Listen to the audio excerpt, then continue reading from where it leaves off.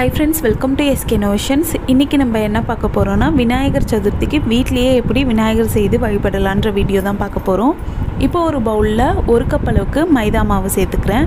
இது கூடவே 2 ஸ்பூன் சர்க்கரையை மிக்ஸில ஓட்டி பவுடர் ஆக்கி அதையுமே சேர்த்துக்கிறேன். கூடவே 1 கப் அளவுக்கு மஞ்சள் தூள் சேர்த்துக்கிறேன். இப்போ இது எல்லாமே நல்லா மிக்ஸ் பண்ணி விட்டுக்கலாம். நீங்கள் எந்த அளவுக்கு மைதா மாவு எடுக்கிறீங்களோ அதே அளவுக்கு மஞ்சள் தூள் சேர்த்துக்கோங்க. இதில் கொஞ்சம் கொஞ்சமாக தண்ணி சேர்த்து சப்பாத்தி மாவு பதத்துக்கு பிசைஞ்சு எடுத்துக்கிறேன். ஒருவேளை உங்களுக்கு பியோர் ஒயிட் கலரில் பிள்ளையார் வேணும்னா நீங்கள் மஞ்சள் தூளுக்கு பதிலாக அரிசி மாவு 1 கப் சேர்த்துக்கலாம். இப்போ இந்த மாவை 10 நிமிஷம் அப்படியே வச்சுக்கிறேன். இந்த டைமில் மெரூன் கலருக்கு மஞ்சள் தூளுக்கு பதிலாக குங்குமம் சேர்த்து மிக்ஸ் பண்ணி வச்சுருக்கேன். அடுத்து இது பார்த்திங்கன்னா அரிசி மாவும் மைதா மாவும், க்ரீன் கலருக்கு அரிசி மாவு மைதா மாவு கூட கொஞ்சமாக க்ரீன் ஃபுட் கலர் சேர்த்துருக்கேன். இது எதுக்குன்னா வெத்தலை செய்கிறதுக்காக தான். ஒருவேளை உங்கள்கிட்ட வெத்தலை இருந்துச்சுன்னா நீங்கள் இந்த க்ரீன் கலர் செய்யணுன்னு அவசியம் இல்லை. ஒரே ஒரு வெத்தலையை கீழே வச்சுட்டு அதுக்கு மேலே நீங்கள் விநாயகர் செய்து வைக்க ஸ்டார்ட் பண்ணலாம். பாருங்கள், வெத்தலையை இந்த மாதிரி செய்கிறதுக்கு நல்லா தட்டி விட்டுக்கோங்க. தட்டிட்டு கடைசியாக கொஞ்சமாக காம்புக்காக இந்த மாதிரி ஒட்டி விட்டுக்கோங்க. வெத்தலை கொஞ்சம் டிசைன் பண்ணுறதுக்காக நம்மளோட ஆள்காட்டி விரலை இந்த மாதிரி நம்ம ஒவ்வொரு இடமும் தட்டி விட்டுக்கலாம். பாருங்கள், இந்த மாதிரி இதே மாதிரி இலையோட ஓரத்தில் எல்லாமே நம்ம அழுத்தி விட்டுக்கலாம். பாருங்கள், அடுத்து நம்ம இதுக்கு மேலே விநாயகர் செய்து வைக்க ஸ்டார்ட் பண்ணலாம். ஃபஸ்ட்டு இந்த மாதிரி ஒரு உருண்டையை ரவுண்ட் ஷேப்லேயோ இல்லாட்டி ஸ்கொயர் ஷேப்லேயோ நீங்கள் செய்து வச்சுக்கோங்க. அது உங்களோட இஷ்டம்தான். இந்த மாதிரி செஞ்சு வச்சிட்ட பிறகு நம்ம ஃபஸ்ட்டு விநாயகருக்கு கால் செய்து ஒட்டிடலாம். இந்த மாதிரி கொஞ்சம் கொஞ்சமாக உருண்டையாக பிரிச்சுட்டு கையால் உருட்டினீங்கனாலே போதும். இந்த மாதிரி மெலிசாக வரும், கையிலையும் ஒட்டிக்காது. இதை இந்த மாவுக்கு மேலே வச்சு ஒட்டிடலாம். ஒவ்வொரு தடவை ஒட்டும் போதும் லைட்டாக ஒட்டுற இடத்துல கொஞ்சமாக தண்ணி தேய்ச்சி விட்ட மாதிரி ஒட்டுங்க. அப்போ ஈஸியாகவும் ஒட்டிக்கும், அதே சமயம் பிரிஞ்சும் வராது. பாருங்கள், இந்த மாதிரி ரொம்ப தண்ணியில் முக்கிட வேண்டாம். லைட்டாக ஒரு விரலால் தண்ணியை தொட்டு தேய்ச்சாலே போதும். இப்போ பார்த்திங்கன்னா விநாயகருக்கு கால் செஞ்சாச்சு. இப்போ விநாயகருக்கு காலுக்கு மேலே ட்ரெஸ் இருக்கக்கூடிய இடத்துல கொஞ்சம் இந்த மாதிரி மாவை எடுத்து ஒட்டி வச்சுக்கலாம். ஒட்டிட்டு அது டிஃப்ரெண்ட்டாக தெரியக்கூடாதுன்றதுக்காக தண்ணி போட்டு லைட்டாக தேய்ச்சி விட்டுக்கோங்க. நம்ம சேனலில் பார்த்திங்கன்னா ஆல்ரெடி ஆரஞ்சு கலர் விநாயகர் கோதுமை மாவில் எப்படி செய்யணுன்ட்டு வீடியோ ஆல்ரெடி போட்டிருக்கேன். பார்க்காதவங்க டிஸ்கிரிப்ஷனில் லிங்க் செக் பண்ணி பாருங்கள். அதுக்கடுத்து இன்னொரு காலுக்கும் விநாயகரோட ட்ரெஸ் இருக்கிற மாதிரி இந்த மாதிரி ஒரு டிசைன் கொடுத்துக்கலாம்.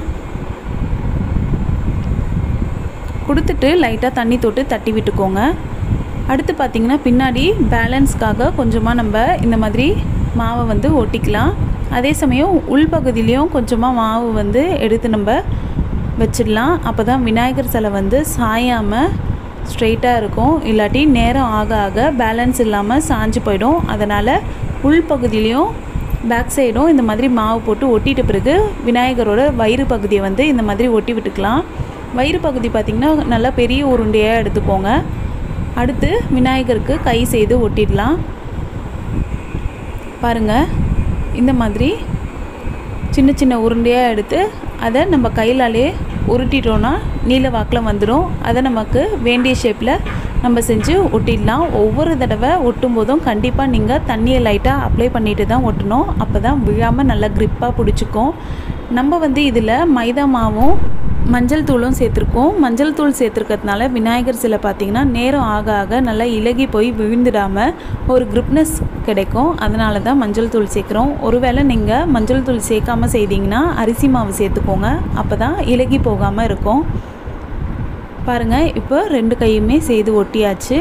அடுத்து விநாயகருக்கு தலைப்பகுதியை ஒட்டிடலாம். நீங்கள் நார்மலாக ஃபஸ்ட்டு செய்து ஒவ்வொரு பார்ட்டாக ஒட்டிடுங்க. அதுக்கப்புறம் நீங்கள் பொறுமையாக டிசைன் கொடுத்துக்கலாம். அடுத்து தும்பிக்கையை செய்து ஒட்டிடலாம்.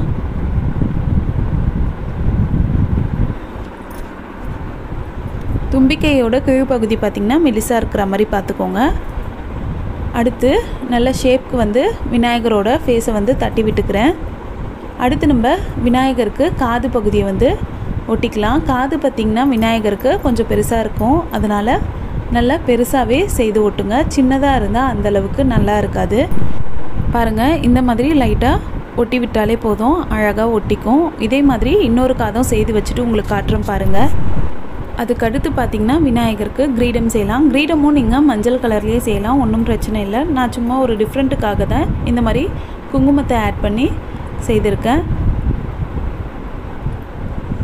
கிரீடம் பார்த்திங்கன்னா ஒரு 3 அடுக்கு இருந்தால் தான் நல்லாயிருக்கும். அதனால் மெரூன் கலருக்கு மேலே எல்லோ கலர் வச்சுக்கிறேன். எல்லோ கலருக்கு மேலே மெரூன் கலர் வச்சுட்டு கடைசியாக எல்லோ கலரால் ஃபினிஷ் பண்ணிக்கிறேன். நான் இதை ஃபுல்லாக செய்துட்டு காட்டுறேன் பாருங்கள்.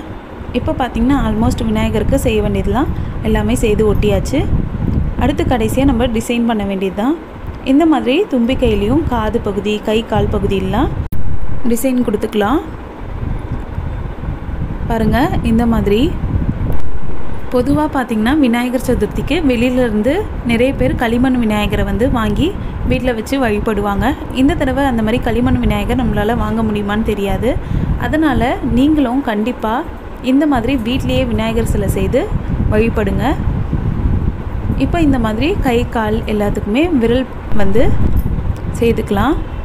பாருங்கள், இந்த மாதிரி இதே மாதிரி கைப்பகுதிக்கும் செஞ்சுட்டு உங்களுக்கு காட்டுறேன் பாருங்கள். அடுத்து விநாயகரோட ட்ரெஸ் வந்து டிஃப்ரெண்ட்டாக தெரியறதுக்காக அங்கேயுமே இந்த மாதிரி ஒரு கோடு போட்டு விட்டுக்கலாம். அப்போ தான் விநாயகரோட ட்ரெஸ் மாதிரி இருக்கும், இல்லைனா காலில் ஒரு பகுதி மாதிரி தான் தெரியும். இப்போ பார்த்தா எல்லாமே டிசைன்லாம் நல்லா வச்சாச்சு. இப்போ கடைசியாக கால் பகுதிக்கு நடுவில் கொஞ்சம் ட்ரெஸ் தொங்குற மாதிரி பார்த்துக்கலாம். இந்த மாதிரி பாருங்கள். அடுத்து விநாயகருக்கு கொழுக்கட்டை செய்து வச்சிடலாம். கொழுக்கட்டை பார்த்திங்கன்னா அரிசி மாவும் மைதா மாவும் சேர்த்த மிக்ஸ் தான் அது. அடுத்து பூநூலுக்காக நூல் உருண்டையிலேருந்து கொஞ்சமாக நூலை வந்து கட் பண்ணி அதை தண்ணியில் நனைச்சி ஒட்டி விட்டுக்கலாம். அடுத்து விநாயகருக்கு கண் பார்த்திங்கன்னா மிளகு வச்சிடலாம். மிளகும் பார்த்திங்கன்னா லைட்டாக தண்ணியில் நனைச்சிட்டு அப்புறம் வைங்க, ரொம்ப நனைச்சிடாதீங்க. லைட்டாக தொட்டுட்டு அதுக்கப்புறம் வச்சிங்கன்னா நல்லா ஒட்டிக்கும். அதுக்கடுத்து விநாயகருக்கு பொட்டு வச்சிடலாம். நான் இன்றைக்கி ஒயிட் கலர் சாந்தும் மெரூன் கலர் சாந்தும் யூஸ் பண்ணியிருக்கேன். உங்கள்கிட்ட சாந்து இல்லாட்டி நீங்கள் விபூதியை குழைச்சோ இல்லாட்டி மைதா மாவை குழைச்சோ கூட நீங்கள் பொட்டு வச்சுக்கலாம். குங்குமத்துக்கு வீட்டில் இருக்கக்கூடிய குங்குமத்தை லைட்டாக தண்ணியில் குழைச்சிட்டு அதுக்கப்புறம் அதை வந்து நீங்கள் வச்சிடலாம். அடுத்து நமக்கு பிடிச்ச ஷேப்பில் விநாயகரை டெக்கரேட் பண்ணிக்கலாம். இப்போது பார்த்திங்கன்னா நம்மளோட விநாயகர் சூப்பராக ரெடி ஆகிட்டார்.